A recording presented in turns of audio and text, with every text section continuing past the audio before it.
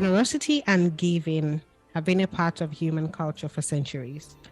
Africa is a host of diverse generosity traditions that have shaped why and how people give.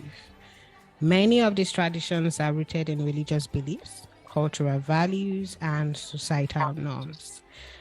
Today, these dynamics play a significant role in how philanthropy connects with other players in the development ecosystem.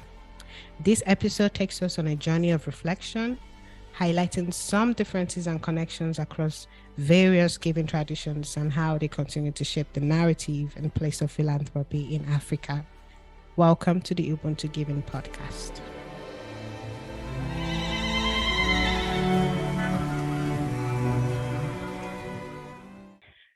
Welcome to the Ubuntu podcast by GivingTuesday Africa Hub. I'm your host, Bidemi at Bidemi. This podcast is designed to tell stories of generosity in Africa in an engaging manner. And we are featuring guests from all walks of life that will share their experiences and insights on different themes relating to giving. Today, we have an amazing guest, Halima. She's a renowned philanthropy consultant and researcher. She has explored multiple forms of organic and institutional giving traditions and systems across the continent. So I can tell you that you are in good hands. Welcome, Halima. Thank you, Bidemi. It's a pleasure to be here. Thank you for hosting me. Yeah, thank you so much for, agreeing to make a podcast appearance. I mean, I'm going to pass the mic back to you so you can share more information about what you do, all the things you've been doing and the organizations you're affiliated with. Sure, thank you. So I wear several hats. As you mentioned, I am an independent researcher and consultant, and I spend a lot of my time looking at issues of African philanthropy and philanthropy on the continent with a specific focus on narratives, agency, and power. I'm currently a Trust Africa Senior Fellow in African Philanthropy.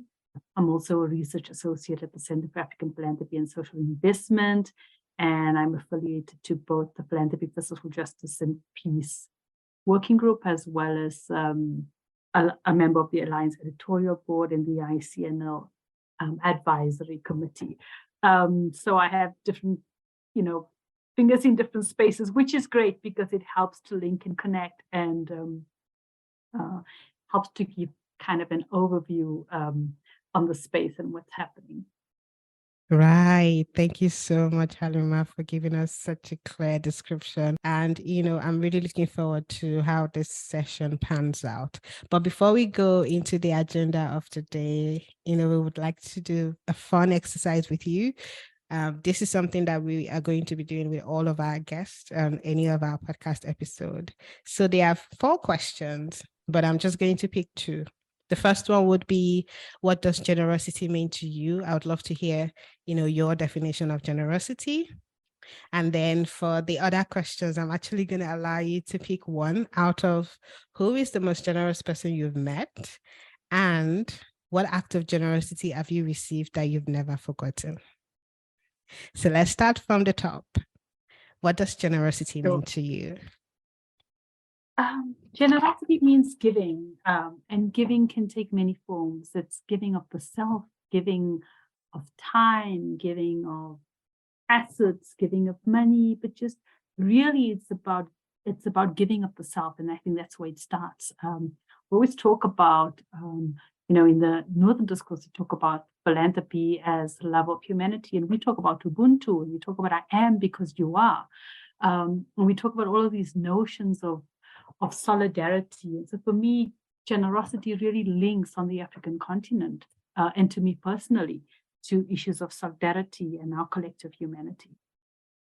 Amazing, amazing. Which of the questions I shared with you earlier would you like to speak to? Who is the most generous person? I think hands down, it has to be my mom. Wow.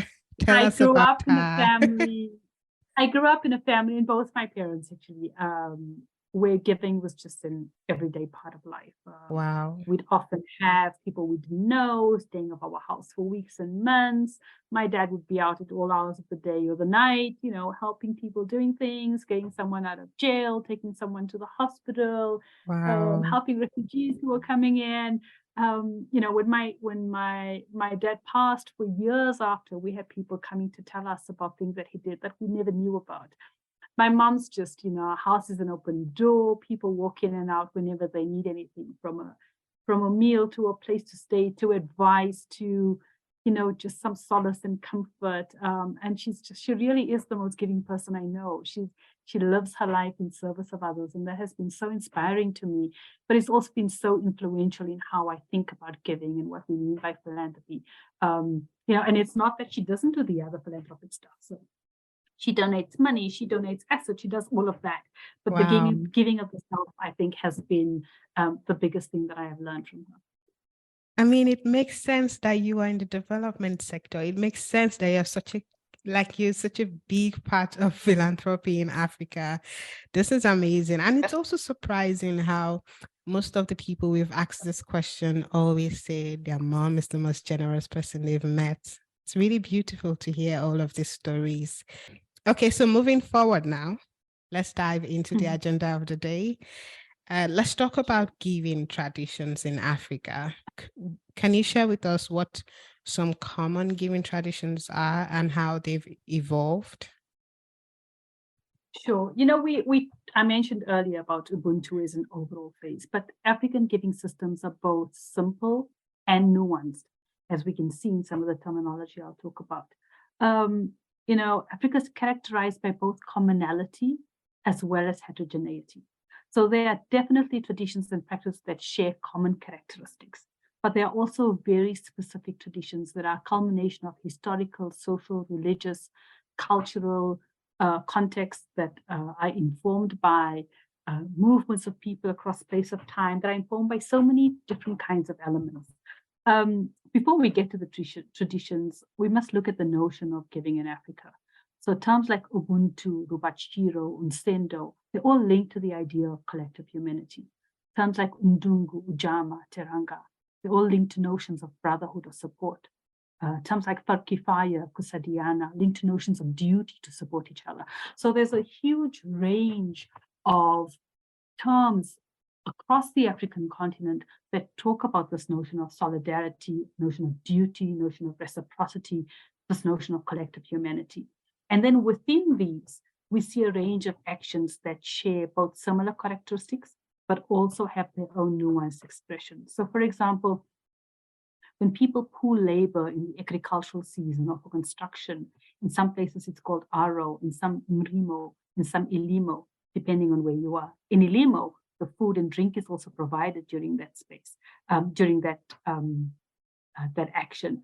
And in others, it may not. So specific terminology is used to distinguish different kinds of giving systems. There's ukusisa, which is the lending of productive assets, where the recipient keeps the fruit of the assets, and we see that in different places. Ukubona is a Zulu tradition of visiting the ill, which is also seen as a form of sadaqah in Islam. There's also support without necessarily expecting reciprocity. So there's a term called ukuanena, where the giver knows they're giving something that may not be returned, but gives it anyway. Or on jambi, which is support for the aged and sick, which is these actions have specific terminologies. There's support in time of mourning or death called pataka or chema or zipute, depending on where you are. Support not just for immediate issues, but also for long-term asset building and for long-term productivity. Waka kheri, ukusisa, sadaka jaria. Today, Wow. we all know. We could go on. The list that we have is amazing, but I don't think it touches a fraction of the things that we know. There are so many giving traditions that exist that I think we need to do much more investigation on.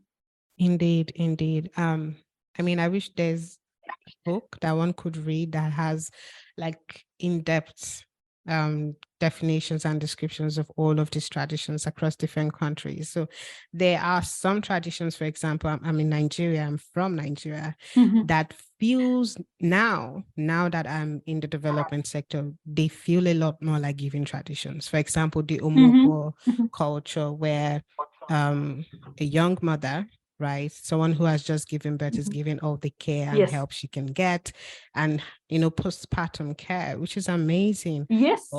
or and we have, I think there's another one called the Ajo.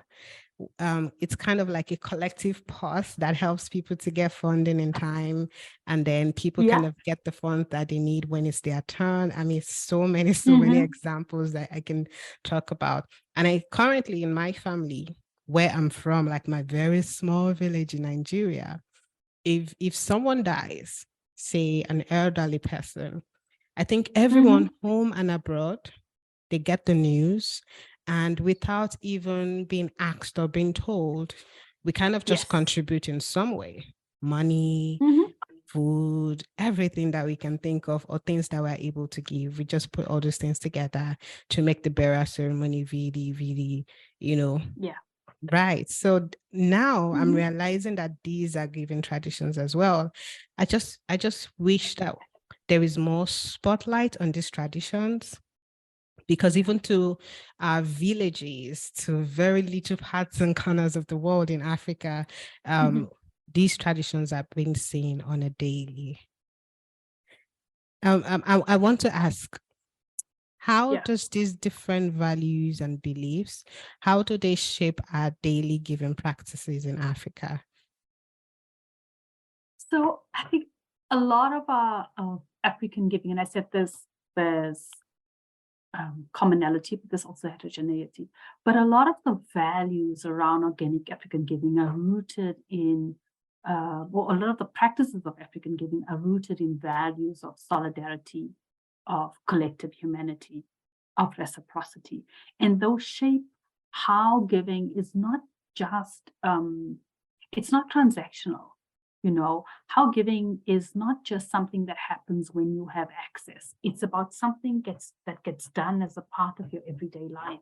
It's about something that you do even when you don't have, or you do with what it is that you do have.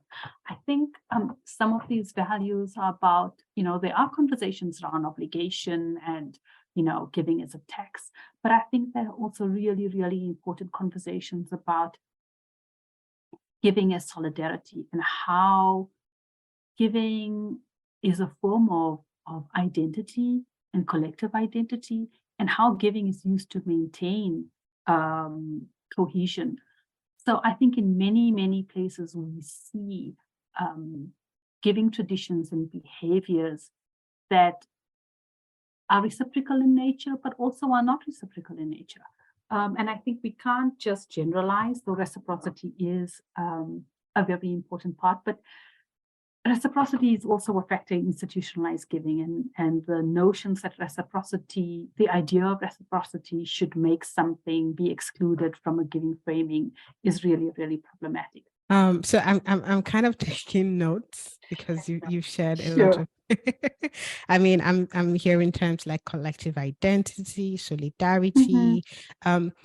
For the benefit of people that do not understand some of these terms, and some of the listeners we're trying to attract, how would you define rather solidarity and then collective identity? So I think solidarity is simply saying I stand with you.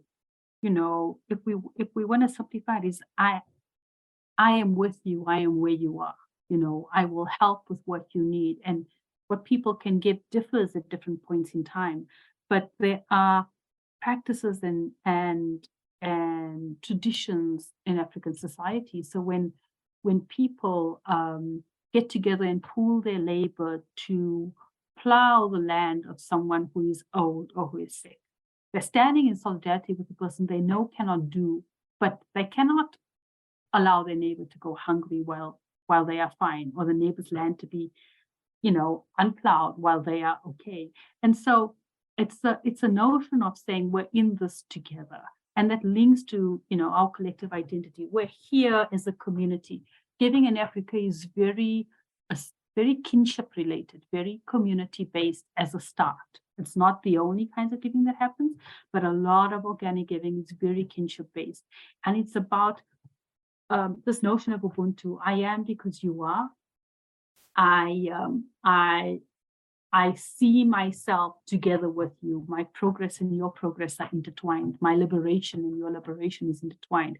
So I think this collective identity of us as a unit, as a community, as a people, is a very strong element in many parts of the roots of African giving. I hear you. Thank you so much, Halima. Let's talk a bit about heterogeneity of giving.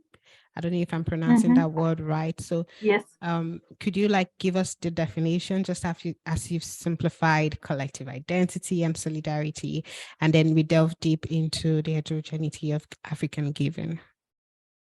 Sure. Just as heterogeneity means that there's many different elements to it. It doesn't look the same. So it's often that we talk about African giving and we just say Ubuntu, but actually it's so much more nuanced. When I talked of all of these different kinds of giving practices. So giving it shares some common roots, but it can also look very different depending on who you are, on where you are, on your geographic context. We think about there's a very there are many diaspora communities in South Africa, and I've just done a paper on Muslim philanthropy in South Africa, and one of the things that I looked at was how does giving play out in different diaspora communities, and it's really fascinating to see the differences, how when people have migrated influences what their giving looks like in relation to where they are and what their giving looks like in relation to what was home, whether that is still home, whether it is not, what those different waves of migration, for example, have meant for where people direct their giving, or how people have linked into solidarity networks here in the country, both including people that are from their home country, as well as solidarity networks of people who are South African.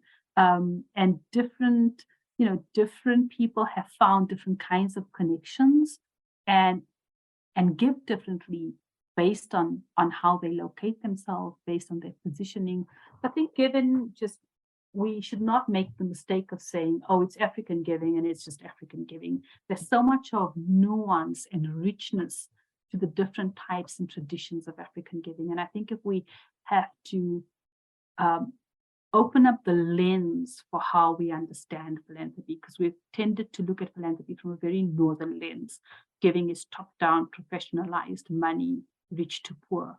If we take that lens away and we allow ourselves some imagination, and you look at it from an anthropological point of view, for example, you will start to see those behaviors that you identify as giving, the bathing of a deceased body. Somebody does that, and it's often the same people who are doing that. The helping a newborn mom look after an infant child because she doesn't really know what to do. There are certain people in our communities who do that. The visiting the ill, So I think that there's just such a variety of different traditions that we think about when we talk about African giving systems. And we should not make the mistake of simplifying it and just saying, oh, it's Ubuntu, or oh, it's Teranga. I think we have to be able to understand nuance and complexity here. Thank you, Halima. Why do you think African giving systems, or do you think, and why have African giving systems been marginalized in philanthropic discussions? Yeah, that's a big question, but I'm glad you've asked it. Philanthropy is a fairly new field of study on the African continent, and for a very long time, it was, the focus. Whenever we learned about philanthropy, we went outside of the continent to learn about philanthropy.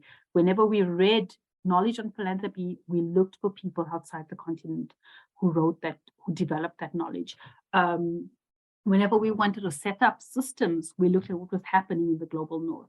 And so over in terms of the institutionalized philanthropy space and the formal field of philanthropy, we've kind of imported notions of philanthropy that focus on top-down, professionalized, institutionalized, monetary-based systems.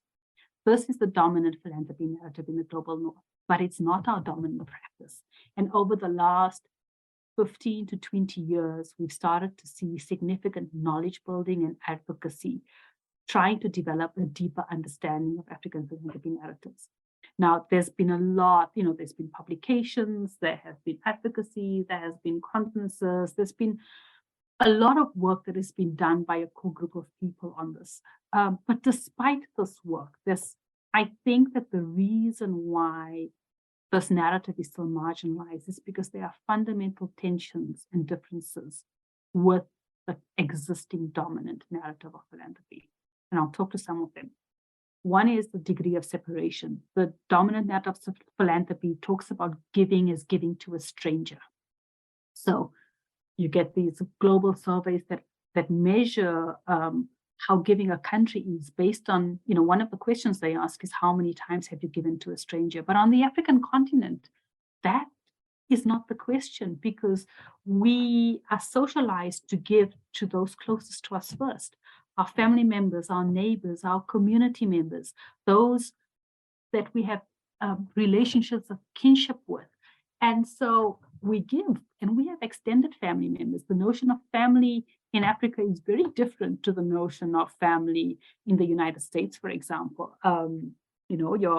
Your father's brother's son is your brother, he's not seen as your cousin. How do we start to unpack giving, kinship-related giving and community-based giving as giving when it's not to your immediate family? So I think this degree of separation is something that's a fundamental narrative tension. The second one is around institutionalization. The global north is focused very much on institutionalized and highly structured giving systems.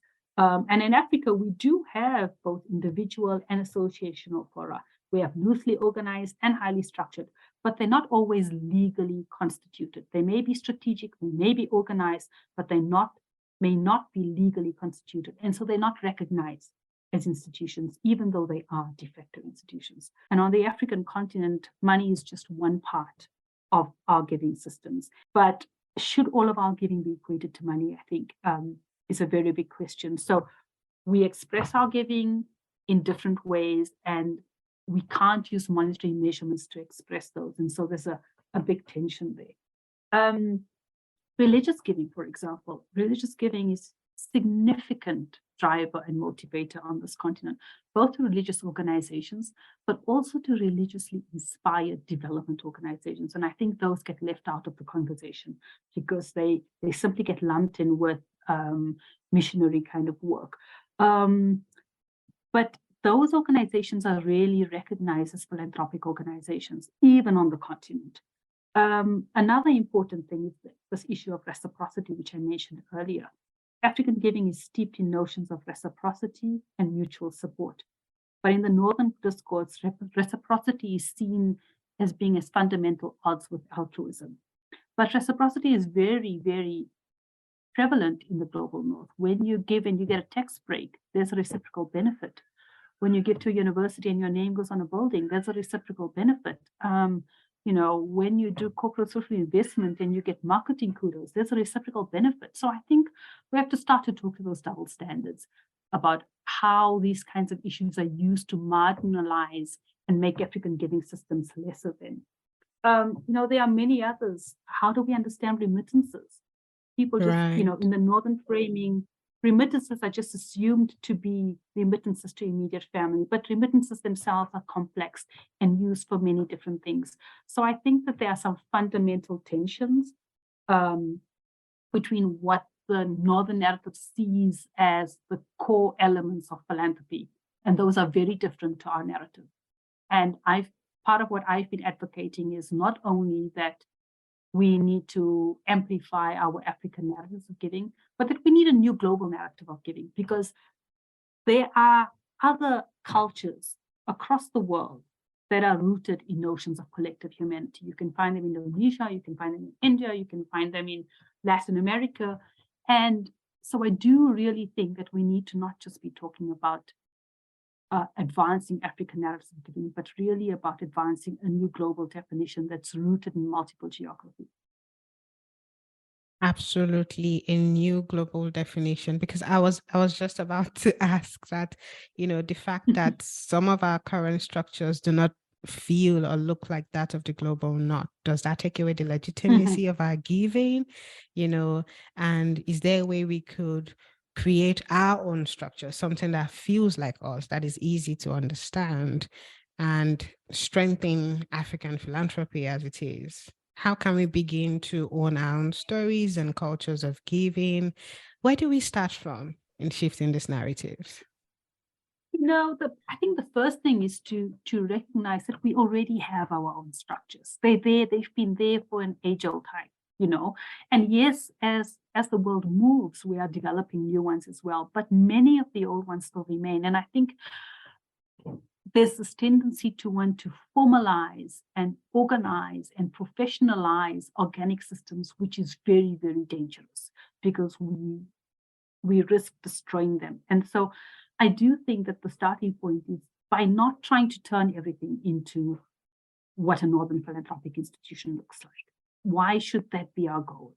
So I do think recognizing and validating the existence of these organizations and understanding their value and the roles that they play is really, really important. I think that we need to have greater awareness and appreciation of our systems of giving. We need to increase our knowledge building, to look at the different kinds of giving practices. We need to make visible through different kinds of media, written, oral, multimedia, stories that capture the diversity of oral giving traditions. We need to explore knowledge produced from other disciplines, but use a philanthropy angle. So I'm convinced that there's much that is written about giving in Africa. It's just not written from a philanthropy perspective. So if we go look at anthropological studies of societies across the continent, and in their descriptions of the kinds of traditions, we will find many giving behaviors, but it's never been described as philanthropic. And I think it requires us to suspend what we know, to suspend the frameworks that we've been taught, and to really think differently about how do we use different lenses to understand giving. Honestly, Halima, I'm tempted to talk about philanthropy telling as a new episode or something where we can really talk about how we tell our stories of giving, right? The awareness. I would love to throw more spotlights on simple acts of giving. I remember when my grandma came visiting and I took my phone and decided to record a video of her just telling me how, her relationship with our choir, she's still in the choir, by the way, with our choir members, the fact that everyone is always in our home trying to charge their phone. She's the only one with power, constant power supply. So you can imagine how, our home is. So it would be nice if we can throw greater awareness around this simple, seemingly, permit me to use the word, ordinary acts of giving, and knowing fully well that these are things that we can still tell and call them part of philanthropy. Thank you so much, Halima. Thank you for helping me understand giving traditions, because I do not know a lot about giving traditions. And this is speaking from someone who has spent most of our life in Nigeria. And I love that I could relate to a lot of the traditions that you've mentioned. So we are truly grateful. And I was going to say you should share one last, comment on this topic. What's the way forward? And some of the things you would like to see in the sector. Final comment. There is no one story of giving. There are multiple stories. Let's tell our stories. We have a rich history of rich tradition of oral histories. Let's capture our stories. Let's talk to our moms, to our grandmothers. Let's talk to people in our communities, our neighborhoods. Let's find out how giving is embedded in their everyday lives. And let's tell these stories, because that's what's going to give life to it. Thank you so much, Halima. As we conclude this episode of Ubuntu Giving Podcast, let's remember the power of generosity in fostering a sense of community, interconnectedness amongst individuals and communities. Join us in our next episode as we explore the fascinating world of generosity and giving in Africa. Thank you for listening, and do have a wonderful rest of the day.